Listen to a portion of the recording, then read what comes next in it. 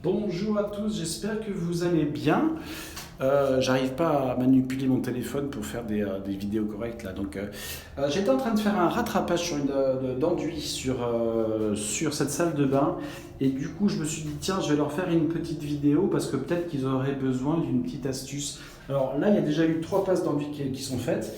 Et vous voyez, quand vous enlevez du carrelage, vous vous retrouvez avec un mur qui est quand même défoncé dans certains cas parce que vous arrachez du plâtre. Vous voyez, là il y a du carrelage, donc quand on l'a enlevé, il peut aussi des fois rester de la colle et elle est très difficile à enlever, donc on l'enlève pas au final.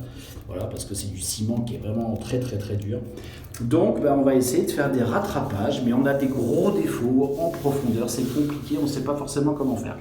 Alors sur la première passe, il est vrai que vous pouvez utiliser des enduits pas trop chers, comme par exemple du MAP, c'est-à-dire du mortier adhésif. Ça permet de faire un rattrapage quand même assez rapide.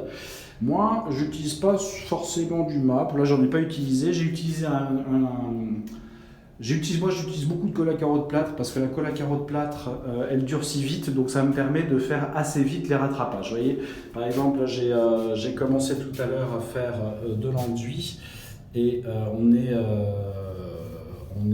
une vingtaine de minutes après, il commence déjà à sécher et je sais que dans 30 minutes il va déjà être dur, je pourrais le doubler, d'accord? Alors, du coup, ce que je voulais vous dire, c'était ça. Moi, j'utilise un mélange de colle à carreaux de plâtre et d'enduit gros, d'accord, ou de dégrossissage, hein, c'est les deux termes, et ce qui fait un mélange qui va être quand même assez épais et qui va quand même durcir assez vite. Ça va être intéressant si vous voulez faire ça, votre rattrapage, pas en 50 semaines, quoi, si vous voulez. Deuxième chose, quand vous faites votre enduit, ce que vous pouvez faire, c'est des passes. D'abord une passe horizontale, puis une passe horizontale. Et puis quand cette passe aura séché, vous ferez une passe verticale.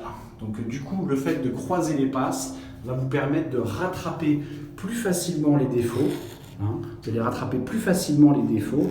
Vous n'allez pas créer de nouvelles bosses et ça va être beaucoup plus efficace. Alors juste une chose, c'est que quand vous avez, je vais essayer de prendre mon autre couteau, quand vous avez ensuite votre enduit qui est sec, pour ne pas créer de nouveaux défauts, avant de refaire votre passe d'enduit dans l'autre sens, vous enlevez les aspérités, c'est-à-dire les petites bosses, d'accord? Vous passez le couteau juste comme ça suffit, pour enlever les petites bosses, c'est assez rapide. Ça vous évitera de refaire une bosse quand vous faites votre enduit, parce que si à chaque fois vous faites boum, ça ne va pas marcher. Ok? Donc c'était juste ça que je voulais vous montrer. Passe verticale, passe horizontale ou en tout cas passe croisée dans le sens que vous voulez. À chaque fois vous attendez ça sèche. Et pour ces gros rattrapages d'enduit, pourquoi pas faire ce mélange effectivement enduit de dégrossissage ou enduit gros avec de la colle à carreaux de plâtre qui va vous aider un petit peu à accélérer le séchage, je dirais, en tout cas moi c'est comme ça que je fais. Ok?